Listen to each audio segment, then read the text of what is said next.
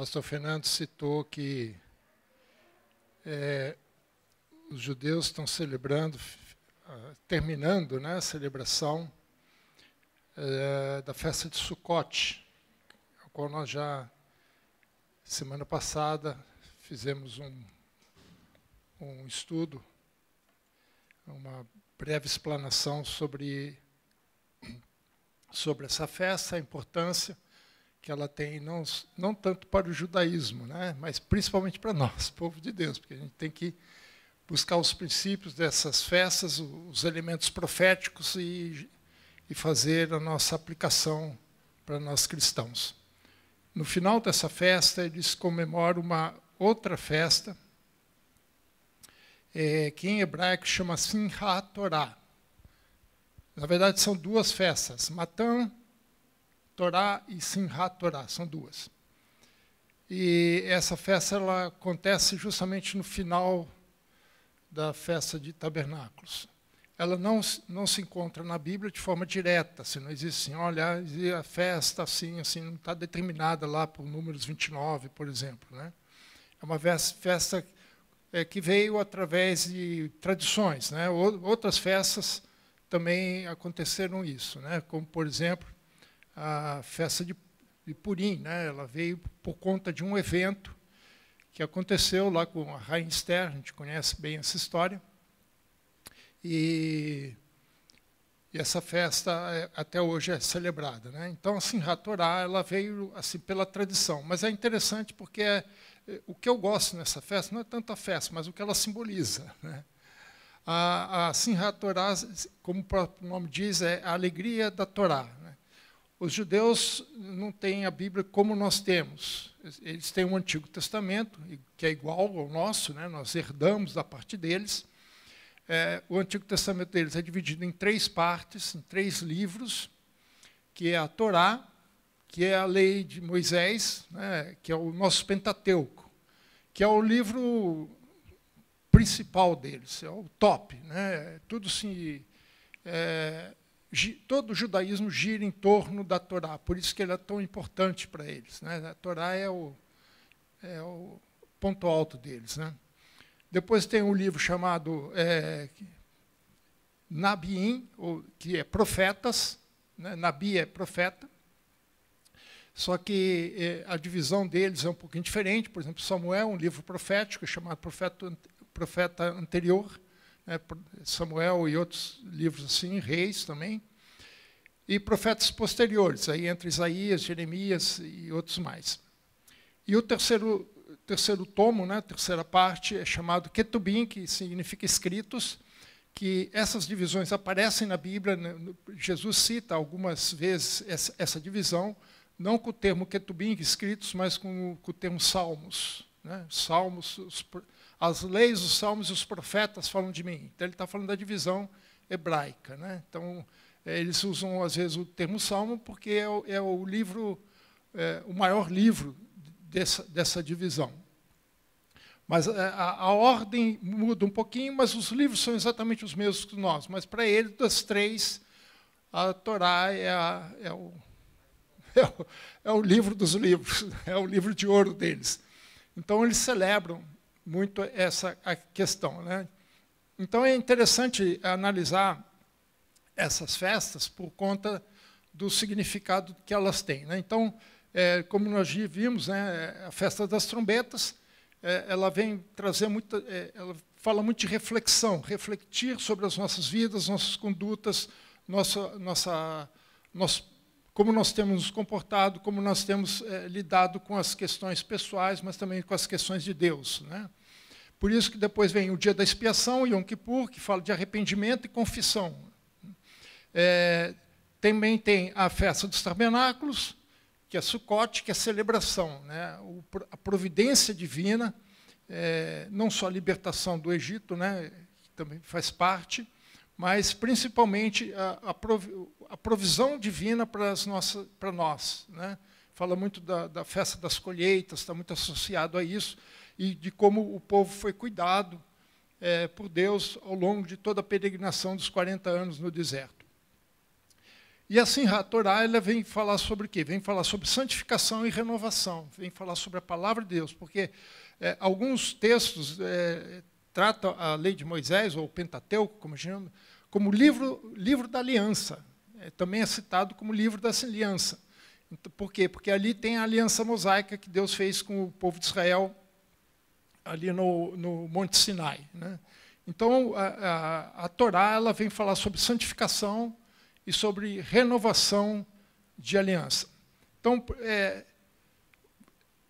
alguns acreditam, né, que Jesus tenha celebrado essa festa. A gente tem um pouco de dúvida. Mas há uma passagem importante que a gente precisa ler, que, de forma indireta, ela fala sobre isso, que é João capítulo 7, versículo 37 a 39. No último dia, o grande dia da festa, levantou-se Jesus e exclamou: se alguém tem sede, venha a mim e beba. Quem crer em mim, como diz a Escritura, do seu interior fluirão rios de água viva. Ele disse isso com respeito ao Espírito que havia de receber os que nele crescem, pois o Espírito até aquele momento não fora dado, porque Jesus não havia sido ainda glorificado. Alguns acreditam que esse momento, né, da festa era justamente o momento que hoje eles celebram assim a Torá. Porque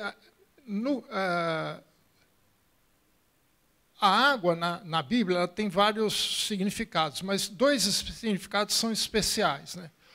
Um significado é que a água é uma imagem da palavra de Deus. A água que lava, que ela sempre quando trata de lavar, né, de purificar, né, ela vem como uma imagem da palavra de Deus. Mas em outras passagens, quando ele fala de beber, de tomar, de se alimentar daquela água, ela vem falar sobre a imagem do Espírito Santo em nossas vidas, né? Por exemplo, nós lemos aqui sobre o beber da água, né? A mulher samaritana, né, que Jesus também, no poço em Samaria, né, a mulher também foi no poço e Jesus falou assim: se você pedir água, eu te dou uma água que você não vai ter sede. Mas ele não está falando de água física, né, ele está falando do Espírito Santo. E outras passagens ele fala sobre essa imagem da purificação. Por exemplo, João 15:3, Jesus mesmo diz: vós estáis limpos pela palavra que vos tenho falado. Então, a palavra tem esses dois significados. Um significado de purificação, de lavagem, né, de limpeza, e a outra de nos ser cheios do Espírito Santo. Quando ele fala isso, essa água que eles costumavam pegar era uma água retirada de um tanque em Israel, chamado Tanque de Siloé. O nome Siloé significa enviado. Tem muito mais significado o fato dessa água ser tirada desse tanque. Esse tanque ele foi construído pelo rei Ezequias.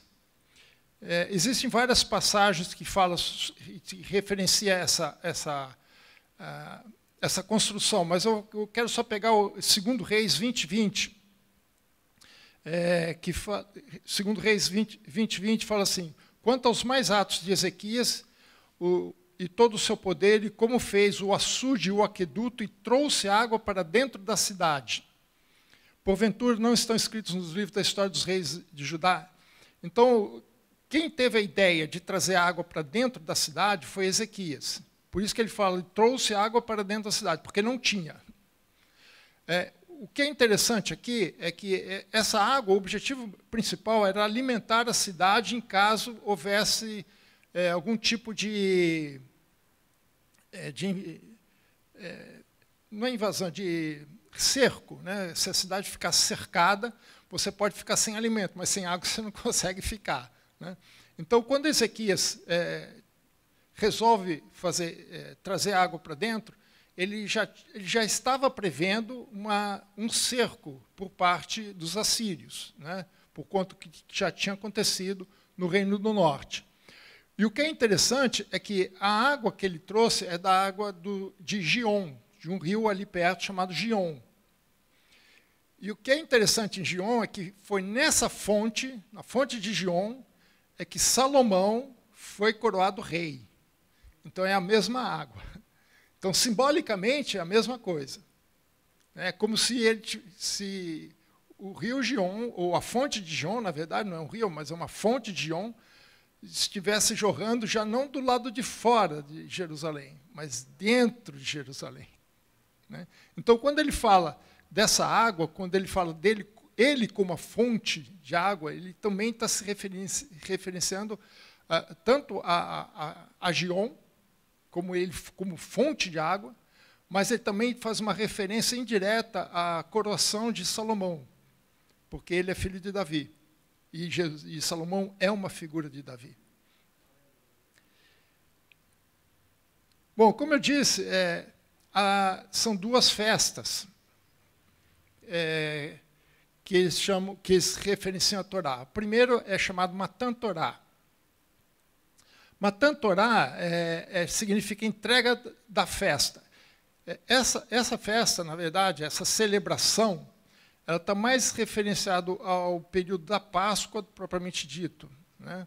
Por quê? Porque essa festa também não tem diretamente escrito na Bíblia, mas é o dia que eles celebram a entrega da lei.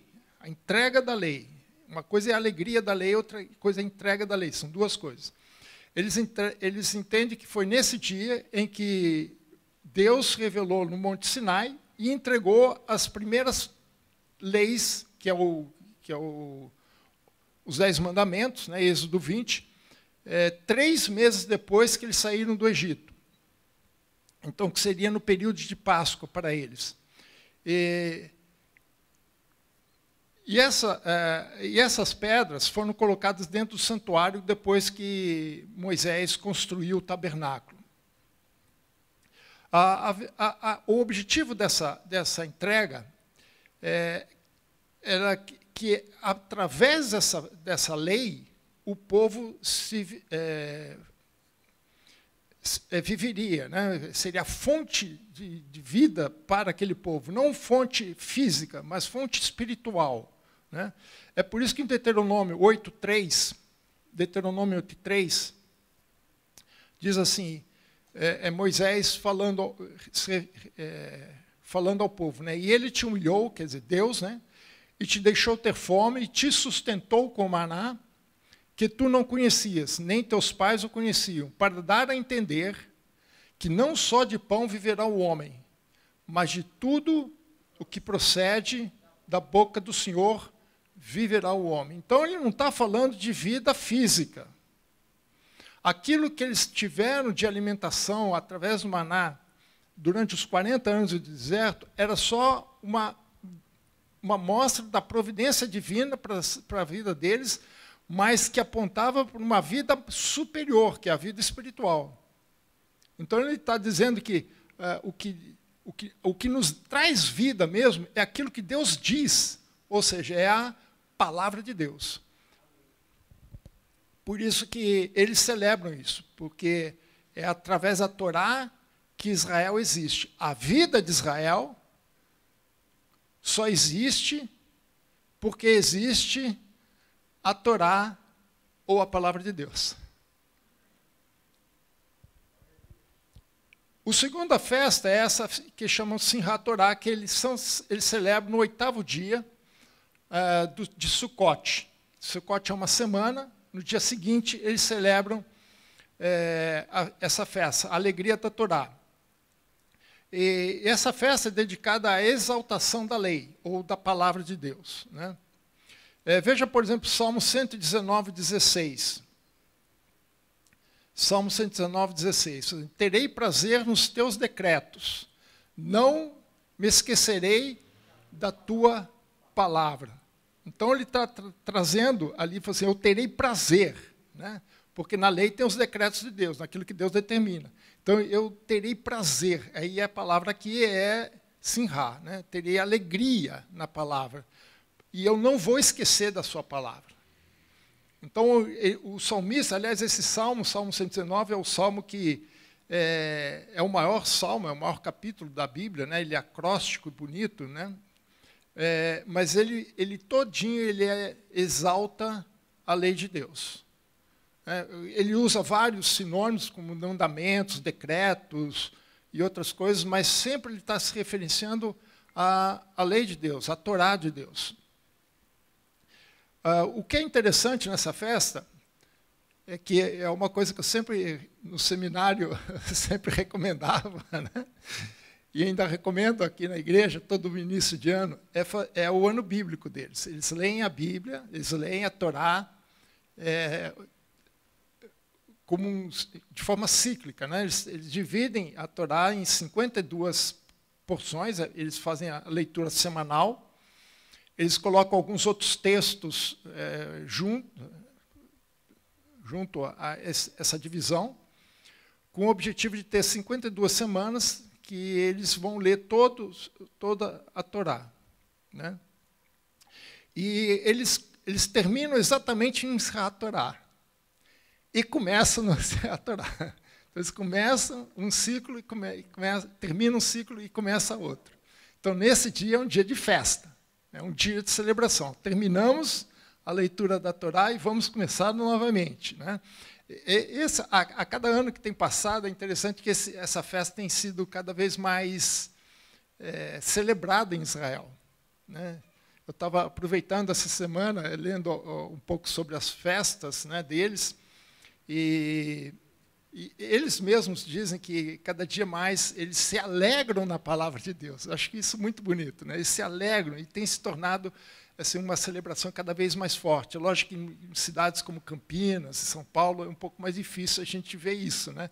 Mas em Israel, eles têm a Torá que eles põem no colo, assim, levantam e saem na cidade cantando. Eles são muito efusivos nessa, né? E eles vão em grupos, né, cantando e celebrando a Torá, a alegria que eles têm, né? Essa festa, acredita-se que ela tenha surgido na volta da Babilônia com Neemias e Esdras. Tudo começou, pelo menos assim, historicamente, começou na dedicação tanto do tabernáculo, do templo, quanto dos muros de Jerusalém, lá com Neemias e Esdras, no capítulo 8 de Neemias, né? Então, vamos ler alguns versículos desse capítulo para a gente entender isso aqui. Neemias 8, 2 a 4. Vocês vão ver assim, todo o desenho da festa já descrita aqui, né? Esdras, o sacerdote, trouxe a lei perante a congregação, tanto de homens como de mulheres, de todos que eram capazes de entender o que ouviam. Era o primeiro dia do 7º mês. Lembrando que o primeiro dia do 7º mês é a festa das trombetas, é onde começa o segundo ciclo de festas, né? E leu no livro, diante da praça que estava em frente da porta das águas, a mesma porta onde tem a fonte de Siloé. Por isso que ela chama Porta das Águas. Com o tempo, o tanque de Siloé não foi só usado para abastecer a cidade com água, mas o próprio templo começou a usar a água dessa fonte, que era mais fácil, mais perto do templo, para poder usar no templo, nas necessidades do templo. Por isso que é a Porta das Águas. Então, desde a porta, que está à fronteira da Porta das Águas, desde a alva até o meio-dia. Então, quando eles começaram a ler, Esdras começou a ler às 5, 6 horas da manhã. Que naquela época eles acordavam muito cedo. E foram até meio-dia, ou seja, mais ou menos 6 horas de leitura. Eu acho que ele não leu sozinho, porque eu acho que ele não aguentaria. Tem o nome de algumas outras pessoas que eu acredito que ajudou nessa leitura. Mas foram 6 horas de leitura direto. E as pessoas não tinham ar-condicionado. Não tinha microfone, não tinha nada disso. Então, desde a alva até o meio-dia, perante homens e mulheres que podiam entender, e todo o povo tinha os ouvidos atentos ao livro da lei. Esdras, o escriba, estava num púlpito de madeira. Púlpito é coisa bíblica, viu, irmãos? E é de madeira. Que fizeram para aquele fim, quer dizer, fizeram esse púlpito especialmente para que Esdras fizesse essa leitura. Estavam em pé junto a ele, à sua direita, Matitias, Semá, Anaías, Urias, Hilquias, Maacéias, e à sua esquerda Pedaías, Misael, Malquias, Hassum, Rasbadana, Zacarias e Mesulão. Nomes muito bons para dar para os seus filhos e netos. Possivelmente fossem sacerdotes que estavam ao lado de Esdras, e que eu creio, não está escrito na Bíblia, mas eu tomo por provável que essas pessoas ajudaram a Esdras a fazer a leitura, porque é um texto longo, dificilmente ele conseguiria fazer essa leitura em 6 horas sozinho. Então, possivelmente, esses homens revezavam com eles nessa leitura. Nós já fizemos algumas vezes aqui na igreja, essas leituras, é muito interessante. Então, começou assim, começou a fazer a leitura, explicavam para eles a lei. Veja o versículo 12 agora. Então, todo o povo se foi a comer, a beber e a enviar porções, e a regozijar-se grandemente. Regozijar-se em hebraico é simha, simha gadol. Regozijar-se grandemente. E fizeram uma festa, eles comeram, beberam e ainda enviaram marmitex para os amigos, porque tinham entendido. Eles se alegraram, não é só porque escutaram, porque eles podiam falar assim, Esdras está me deixando aqui no sol. Eles se alegraram porque tinham entendido as palavras que lhes foram explicadas. Eles se alegraram porque a palavra de Deus, quando nos dá entendimento, nos transforma. São essa água que flui dentro de nós. A água não é física. É espiritual, é a palavra de Deus. Por isso que Jesus fala, rios de águas vivas fluirão. No hebraico não tem água fluente. Eles usam, quando a água é fluente, água que corre, eles chamam água viva. É uma terminologia judaica. Água viva significa água que corre, que anda. Não é aquela bichinha que a gente encontra na praia, não. É água que corre, que flui. Essa semana terminei de ler Ezequiel, e no final de Ezequiel ele fala de um rio que sai do templo, e águas vivas, águas correntes, e aquele filete de água, ele vai se transformando num grande rio. E por onde for, como a gente tem até uma música, por onde o rio passar, tudo vai se transformando. No início ele conseguia passar, molhava os pés. Depois foi pegando os joelhos, foi subindo, até um monte que, meus irmãos, a água é tão grande que ele não conseguia mais andar. Ele tinha que ser levado pela correnteza das águas vivas. Por isso que eles regozijavam. Simha Gadol, por conta da palavra que foi entendida por eles. E essa festa está associada à festa de tabernáculos. Veja o versículo 14. Acharam escrito na lei que o Senhor ordenara por intermédio de Moisés que os filhos de Israel habitassem em cabanas, ou tabernáculos. A palavra aqui é suká.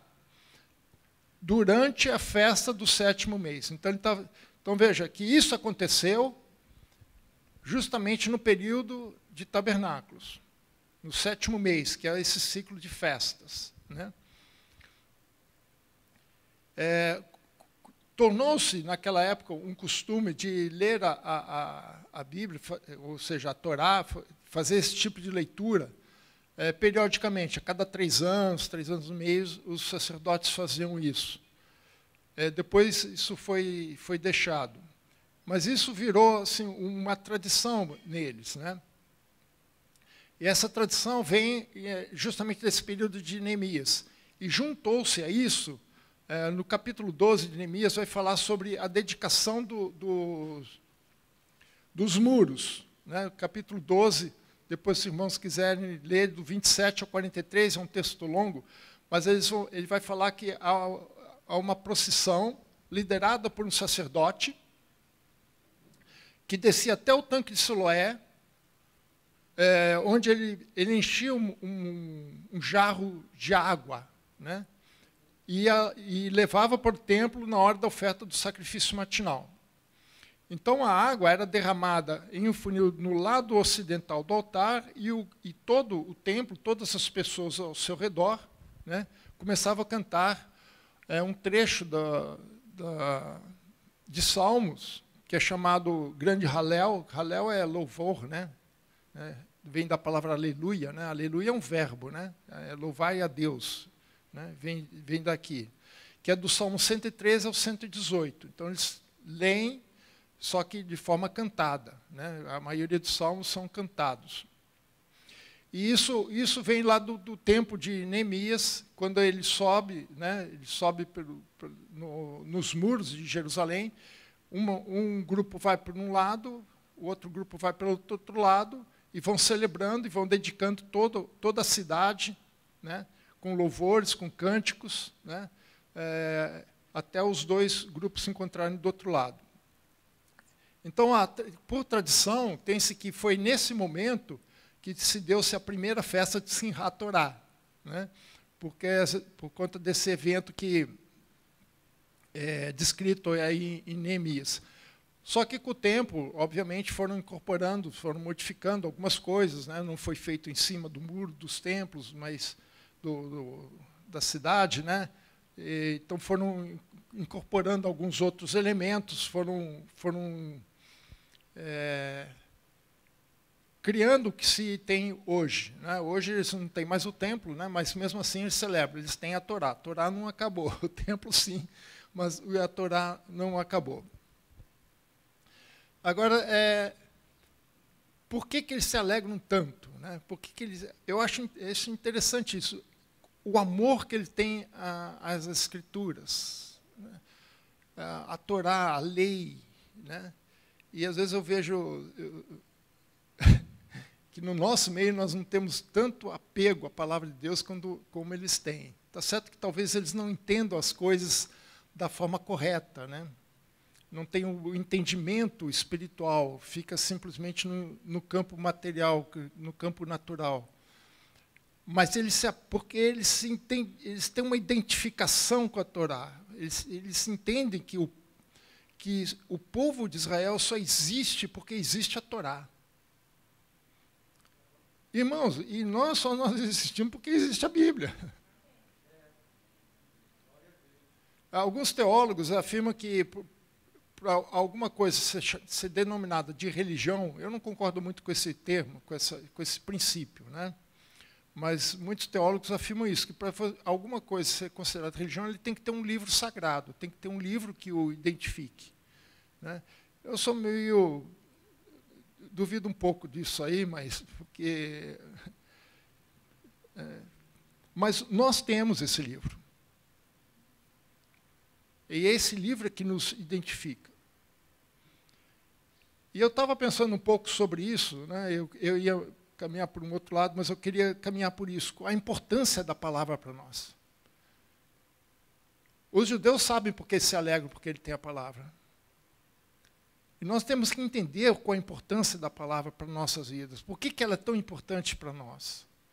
Por que nós também não deveríamos nos alegrar pela palavra?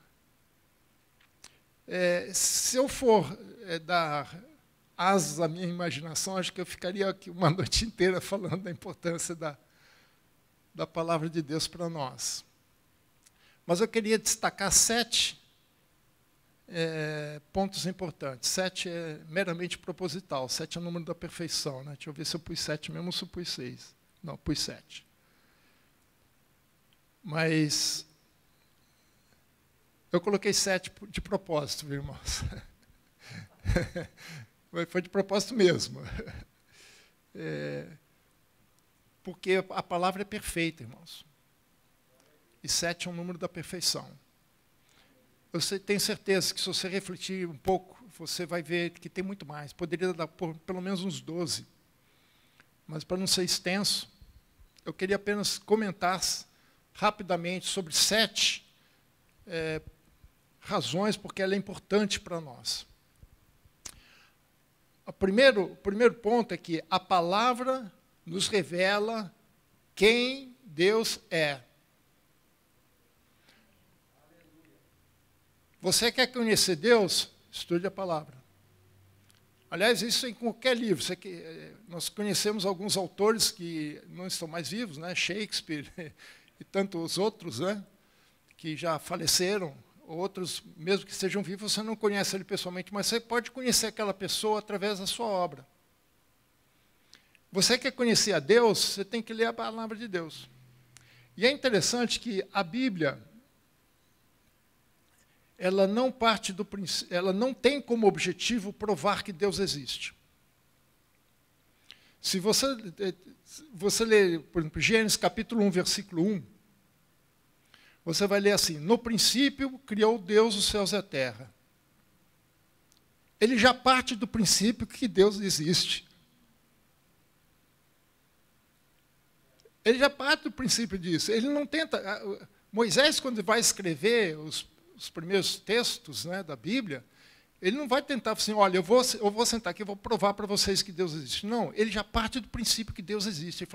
E ele já diz assim, olha, Deus criou os céus e a terra.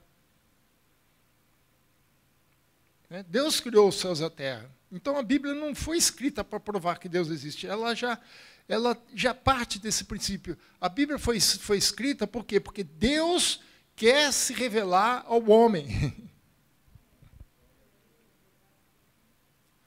Deus, ele é autoexistente. O homem não.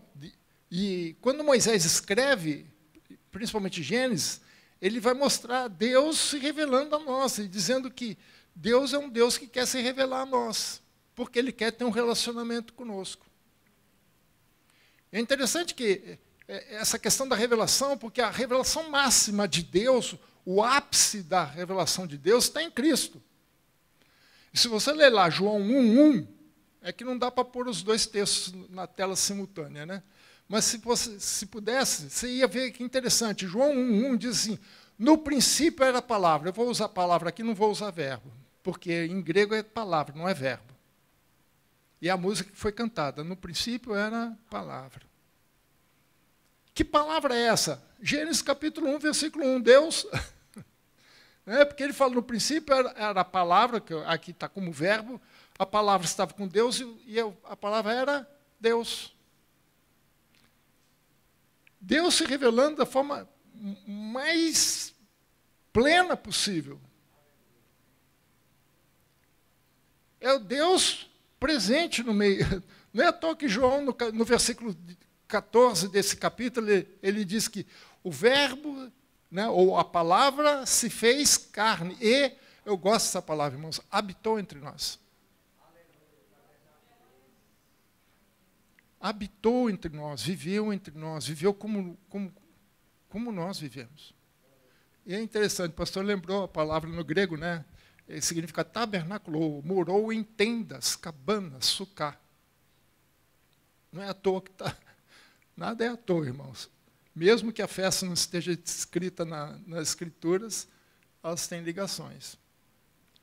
Porque essa festa da celebração da Torá, da palavra de Deus, é justamente na festa das cabanas. E Cristo viveu em cabanas. Isso aqui, meus irmãos, isso aqui é passageiro. Isso aqui é um tabernáculo. E o ápice da revelação de Deus está em Cristo.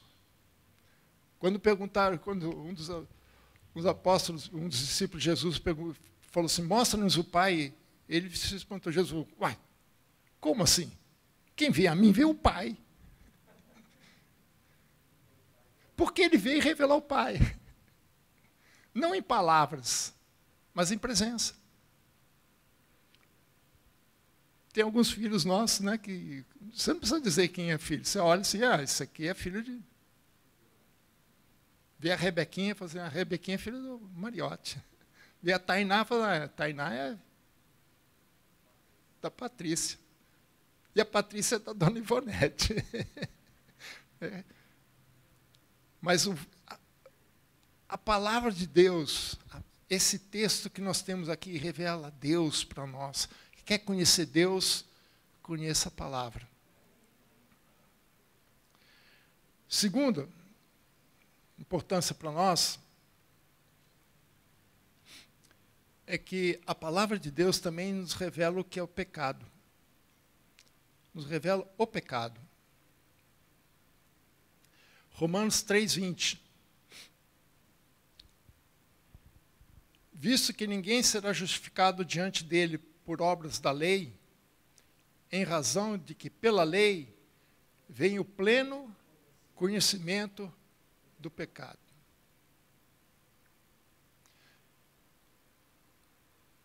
Você quer saber o que é pecado? Leia a Bíblia. Se você quer saber realmente se você está no caminho certo ou não, leia a Bíblia. Ele repete essa ideia no capítulo 7, versículo 7, em Romanos. Que diremos, pois, é a lei pecado? Aqui ele está falando da lei de Moisés. Romanos a gente precisa tomar cuidado, que às vezes ele fala da lei de Moisés, às vezes não. Então, mas aqui ele está falando da lei de Moisés, que é a Torá para os judeus. Que diremos, pois, é a lei pecado? De modo nenhum. Mas eu não teria conhecido o pecado, senão por intermédio da lei. Pois não teria eu conhecido a cobiça, se a lei não dissesse, não cobiçarás. Então nós não teríamos conhecimento do pecado, só temos conhecimento do pecado através da palavra de Deus. Tem uma música do cancioneiro popular muito antiga, não muito antiga, mas um tanto antiga, que falava assim: não existe pecado do lado de baixo do Equador. Porque se você falar em pecado para o mundo, sabe o que eles vão fazer? Vão rir da tua cara. Porque não existe pecado do lado de baixo do Equador. Porque pecado tem a ver com o Deus revelado. Com o Deus que se revela na palavra. E que Ele mesmo diz o que é ou não é pecado. Então o mundo não tem conhecimento do pecado. Mesmo existindo uma certa lei humana, né, mas o conceito aí não fica tanto o conceito de pecado, fica mais o conceito de crime. Eles tentam mudar um pouco os conceitos para tentar burlar a ideia. Mas Paulo em Romanos diz que existe uma lei da consciência que nos acusa ou nos defende, né, chamada lei da consciência, que está intrínseco a nós. Mas que o mundo se recusa a aceitar isso. Por isso que nós vemos pessoas aí que acham que não estão fazendo nada. Não tem nada, não tem problema nenhum. Porque não tem um conceito de pecado. Se um dia eles pegarem essa palavra aqui, abrirem e leem,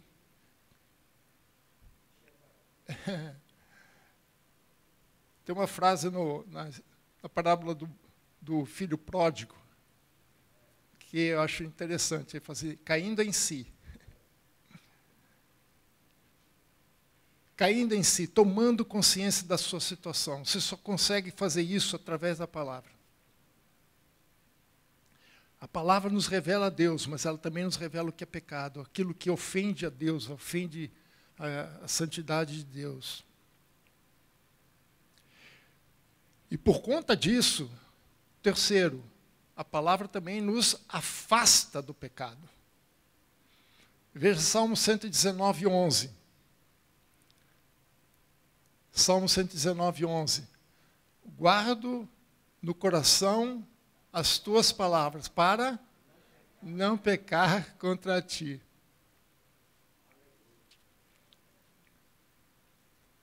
É a palavra de Deus que vai dizer o que é pecado. Agora, para você não pecar, você tem que guardar essa palavra no seu coração. Você tem que ter ela dentro do seu coração. Você tem que conhecer muito bem. Para quê? Para que na situação que você se encontra, você não precisar ir e falar, não, espera um pouquinho só, vou consultar aqui, vou pegar os livros, vou ver que se pode ou não pode. Se está no seu coração, se está na sua mente, se está cheio, né? Se você está cheio da palavra, no momento exato você sabe o que fazer. Você sabe se aquilo é certo ou se é errado. Você sabe se você tem que tomar essa decisão ou aquela decisão. Você sabe que rumo tomar. Você sabe o que você quer. Porque você sabe o que Deus deseja para você. Você sabe o que está certo e o que está errado. Mas para isso você precisa o quê? Guardar no coração as tuas palavras. Tem gente que pensa assim, mas pastor, como é que eu vou guardar, né? Eu não vou decorar a Bíblia.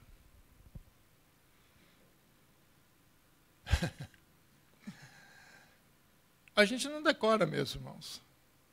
Mas a gente guarda de outra forma. Você lembra, por exemplo, o que você almoçou nesse mesmo dia, o ano passado? Que desafio, né?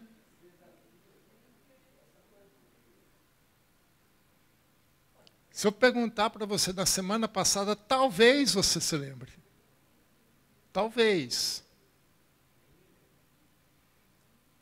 Talvez. Mas você não vai lembrar. Mas uma coisa eu sei.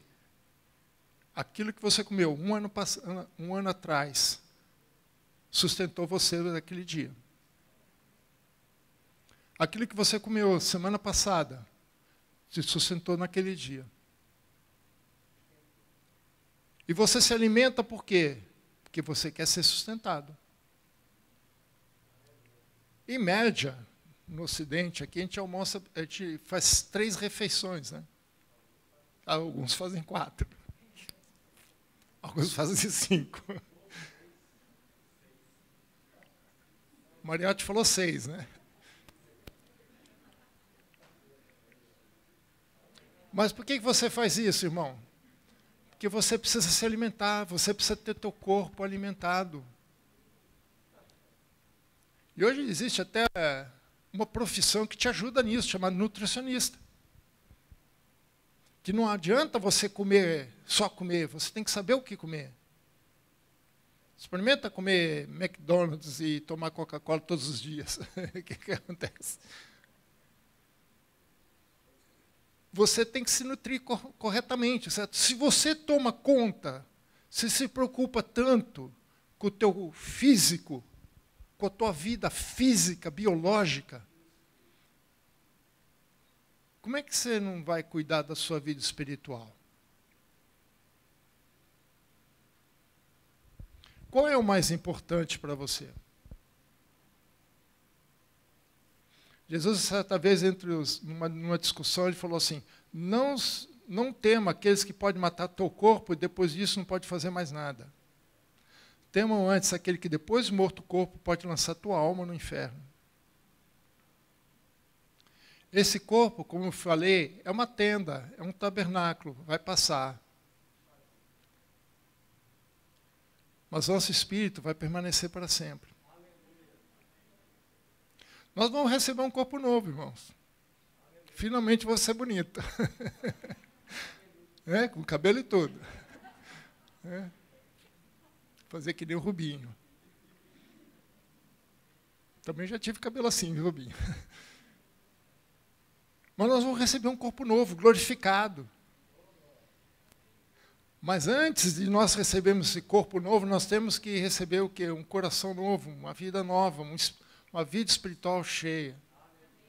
A vida espiritual é mais importante que a vida física. que a vida física passa, mas a espiritual é eterna. Então guarda a palavra de Deus no teu coração,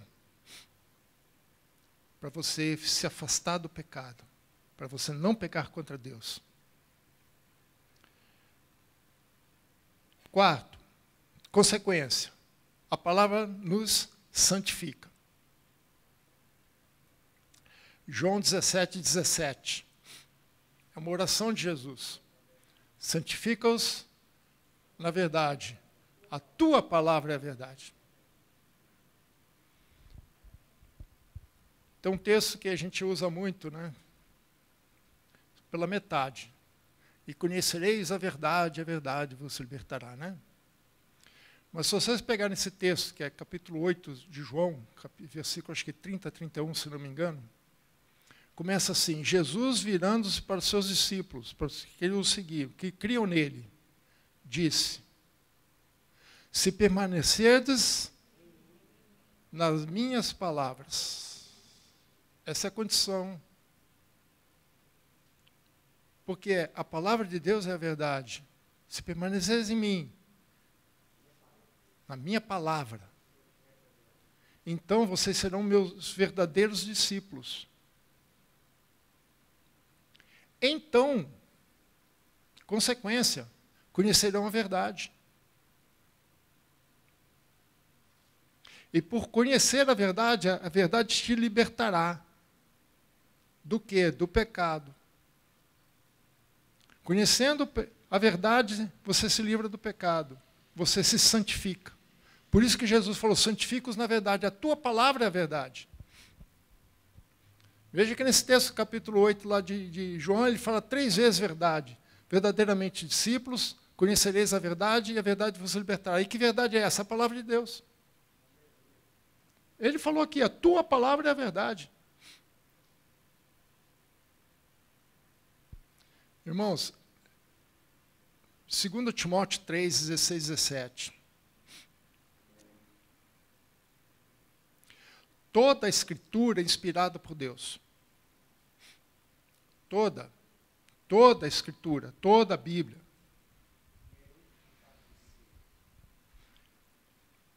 Nessa época, o Novo Testamento ainda não tinha sido escrito. Algumas coisas, algumas cartas de Paulo, sim, porque 2 Timóteo, alguns consideram como a última carta de Paulo, antes dele morrer. Ele estava na prisão, ele estava se despedindo do seu grande companheiro, filho na fé, como ele chama.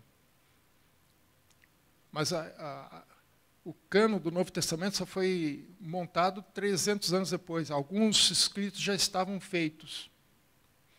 Então, mas quando ele fala que toda a Escritura, ele não está falando somente aquelas cartas que ele escreveu. Ele também está falando do Antigo Testamento. É toda, de Gênesis a Apocalipse. Apesar que Apocalipse veio depois. Mas pelo menos até 2 Timóteo, que quando ele escreve isso, toda a palavra é inspirada por Deus. É Deus que instrui os autores. Então ali está o que Deus pensa acerca dele e acerca de nós. Por isso que ele continua: e útil para o ensino, para a repreensão, para a correção, para a educação na justiça, a fim de que o homem de Deus, tem homem de Deus aqui dentro? Mulher de Deus também pode ser.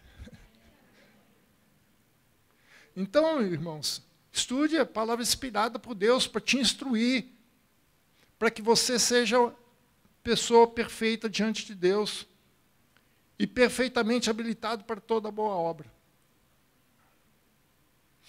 Certa vez eu fiz uma pergunta, primeiro ano que eu dei aula no seminário, tinha me formado um ano, no ano seguinte eu fui convidado para dar aula. E me deram uma matéria muito interessante, que foi a matéria que eu mais gostei de dar, que é Epístolas Pastorais, que a gente fala sobre Timóteo e Tito. E eu falo muito sobre a relação do pastor à igreja, né, porque ela é uma carta que fala de teologia pastoral.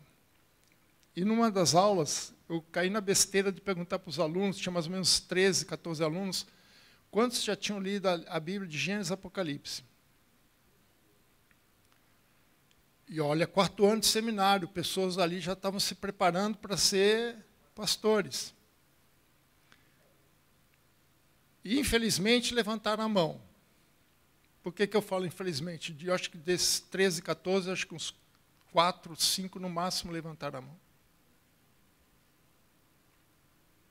Aí eu pergunto, como é que você quer ser habilitado para ser um pastor, pregar a palavra, você nem conhece o instrumento de trabalho seu? Você vai pregar o quê? Se ela é inspirada por Deus, se ela é apta para ensinar, para repreender, para corrigir, para educar, para levar uma pessoa à perfeição, você tem que conhecer a palavra. Porque ela nos santifica, ela nos prepara para isso. Santificar é ser separado por Deus. Ela que faz isso. Nos outros anos eu fiz a mesma pergunta, mas eu falava assim, ninguém levanta a mão, hein? Eu vou perguntar, mas ninguém levanta a mão. Quantos já leram? Falar isso numa igreja e pessoas não levantarem, eu até compreendo, mas num seminário, 4º ano, pessoas que já querem ser ministros da palavra, como é que não conhece a palavra? Então a palavra nos santifica. 5º, a palavra também nos gera fé. Romanos 10, 17. Assim, a fé vem pela pregação, e a pregação pela palavra de Cristo. Paulo repete um princípio que está lá em Abacuque, que ele fala que o justo viverá por fé. Mas quando a gente fala de fé, a gente pensa em quê? Fé em quê? Não é em coisas. A fé é em pessoas. A música que foi cantada falou de promessa. A fé, ela não é baseada em nada. Ela tem um alicerce. O alicerce é o quê? Aquilo que foi prometido, que Deus falou. A fé é a certeza das coisas que se esperam. É a firme convicção das coisas que não se veem. Mas como é que você sabe? Porque alguém te falou. Nós só podemos ter fé se nós entendemos a palavra, porque fé sem palavra não é fé, pode ser qualquer outra coisa. Talvez esperança no melhor dos casos, mas não é fé, porque a fé tem uma sustentação, a palavra de Deus. O que Deus falou? A fé não é em coisa, é em Deus. A nossa fé é baseada na palavra, porque Deus falou e nós, pela palavra, conhecemos a Deus. Sabemos que Ele é fiel e justo para cumprir aquilo que Ele prometeu. Se Deus falou, irmãos, morreu o assunto. O pastor ainda usa muito assim, e se Deus jura, então acabou. Não depende mais de você. Agora, como é que eu sei que aquilo vai acontecer? Porque Deus falou, e eu tenho que conhecer. Conhecer a palavra, aquilo que Deus falou. O que Deus falou para você? Irmãos, tem gente que vai atrás de profeta, não sou contra. Mas cuidado, se você não conhecer isso aqui antes, você pode ser enganado pelo profeta. Hoje de manhã eu estava conversando com o pastor num caso desse.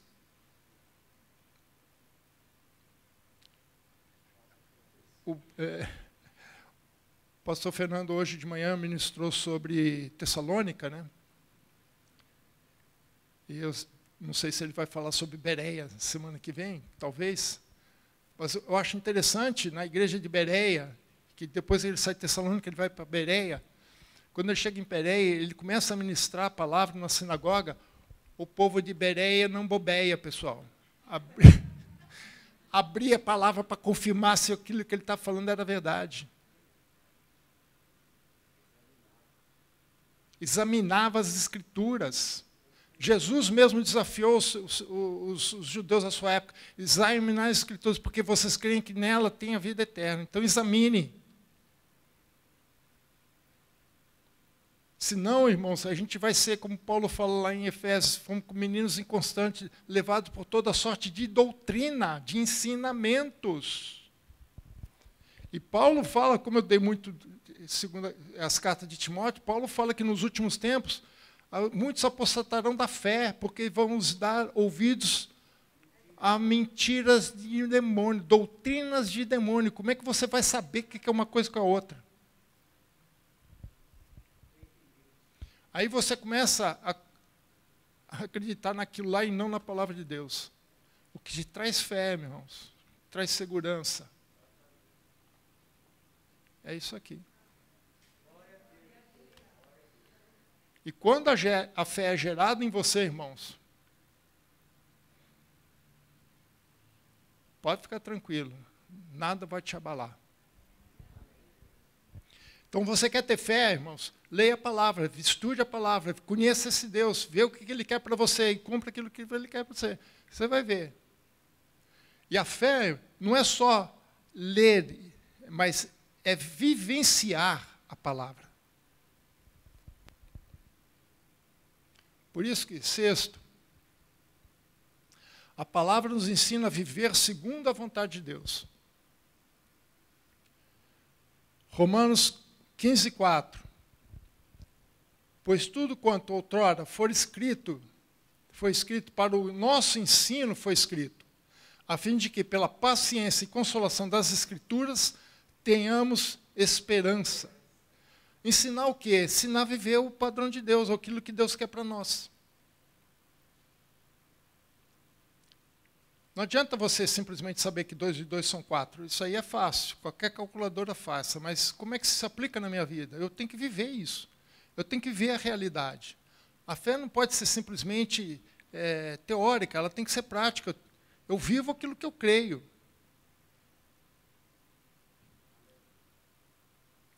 Nós, qualquer profissão é assim. Né? Eu fiz engenharia, os irmãos sabem. Grande parte do meu curso era sala, né, teoria, e a outra metade era laboratório, para ver aquilo acontecer de verdade, ver, ó, isso funciona. Então, a palavra ela não simplesmente mostra a vontade de Deus, o que Deus quer para nós, mas ela nos ensina como viver aquilo. Por isso que Jesus usa aquele texto de Deuteronômios, né? Quando Satanás foi tentá-lo, né, ele falou assim, olha, você está com fome, você ficou 40 dias aí sem comer, olha, tem pedra aqui, transforma pão em pedra. E o que ele faz para combater Satanás? Usa a palavra. Ele põe em prática. E o que ele pôs em prática? Exatamente o que fala lá em Deuteronômio. Não só de pão viverá um homem, mas de toda a palavra que procede da boca de Deus. Sabe por quê, irmãos? Porque o que Satanás estava fazendo com Jesus ali era fazer Jesus gerar dúvida em Jesus se ele é realmente filho de Deus. Porque lá no seu batismo, ele escutou, tu és meu filho, em quem eu tenho prazer. Aí Satanás, você é filho mesmo? Duvido, prova. Aí ele falou assim, eu não preciso provar nada para você, porque Deus falou, acabou.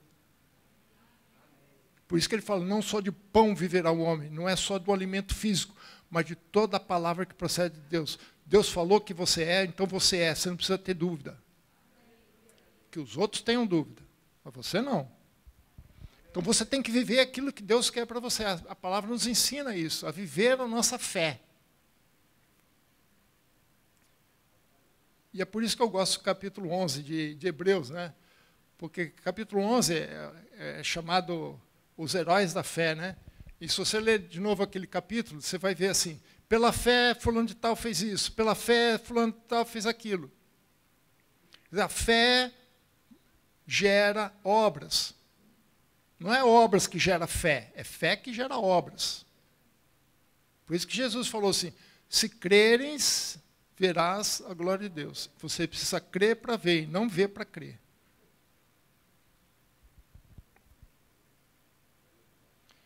E sétimo,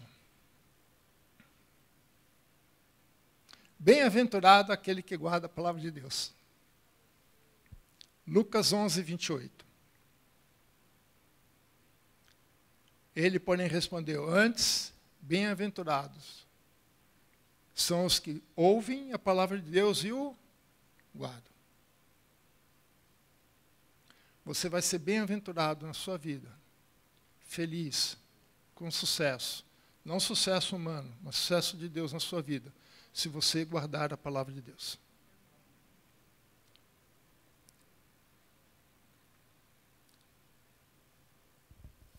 Conclusão.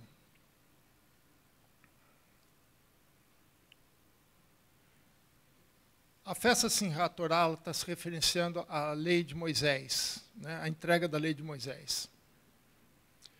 Jesus, quando vem, né, a lei de Moisés se referencia à primeira aliança, a aliança mosaica. Quando Jesus vem, ele traz a nova aliança. A diferença entre uma e outra é que na antiga aliança, a lei, a palavra de Deus era externo a nós, é externo ao homem. Mas a nova aliança, ela vem trazer a lei para dentro do homem. Veja comigo Jeremias, capítulo 31, versículo 31 a 34. Esse é o objetivo de Deus. Jeremias 31, 31 a 34. Eis que aí vem dias, diz o Senhor, em que firmarei nova aliança. Toda aliança, nós já ministramos aqui, vou repetir, toda aliança tem um termo da aliança, aquilo que está sendo aliançado, sendo combinado. A lei de Moisés são os termos da aliança mosaica, aquilo que o povo de Deus, que Deus fez em aliança com a nação de Israel. Quando Jesus fala uma nova aliança, ele vai trazer uma nova lei, uma nova regra, um novo termo, porque é uma nova aliança, um novo termo, tem que mudar. É isso que é um ponto importante. Firmarei uma nova aliança com a casa de Israel, com a casa de Judá. Não conforme a aliança que fiz com seus pais, no dia em que eu os tomei pela mão, para os tirar da terra do Egito. Porquanto eles anularam a minha aliança, não obstante eu os haver desposado, diz o Senhor. Porque é esta aliança que firmarei com a casa de Israel depois daqueles dias, diz o Senhor. Na mente lhe imprimirei as minhas leis, também no coração lhes inscreverei. Eu serei o seu Deus e eles serão o meu povo. Ou seja, na nova aliança, os termos da aliança não estarão mais em pedaços de pedras ou de papel ou pergaminho, seja lá o que for. Estarão dentro do nosso coração. Internalizado. E isso acontece quando?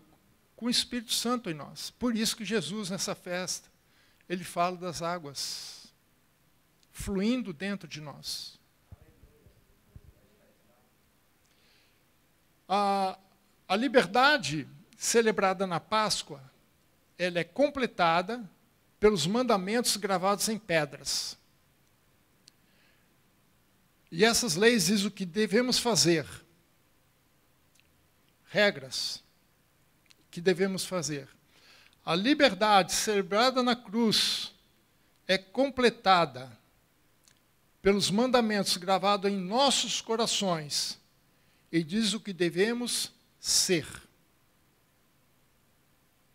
Porque fazer deve ser consequência daquilo que nós somos.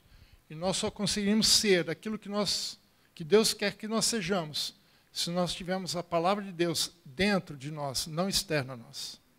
Não são obras que Deus quer ver, não obras da lei, faça isso ou faça aquilo, mas obras do Espírito, aquilo que nós somos.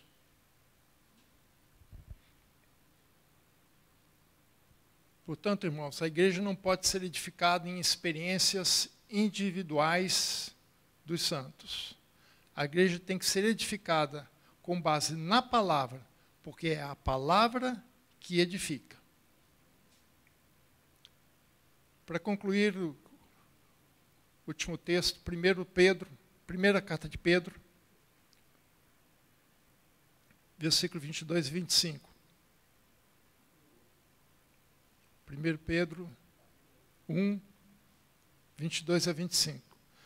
Tendo purificado a vossa alma pela obediência à verdade. A verdade aqui é a palavra de Deus, irmãos. Tendo em vista o amor fraternal não fingido, amai-vos de coração, uns aos outros ardentemente, pois fostes regenerados, não de semente corruptível, mas de incorruptível, mediante a palavra de Deus, a qual é vive e permanente. E é permanente. Pois toda a carne é como a erva, e toda a sua glória como a flor da erva. Seca-se a erva cai, essa é a flor. A palavra do Senhor, porém, permanece eternamente. Ora, esta é a palavra que vos foi evangelizada. Portanto, irmãos, temos muito que celebrar. Celebrar a palavra de Deus. Celebrar que nós temos a oportunidade, temos a palavra. Apegarmos a ela, porque nela tem a vida eterna. Amém? Que a palavra do Senhor seja com você, no seu coração e na sua mente. Amém? Deus o abençoe.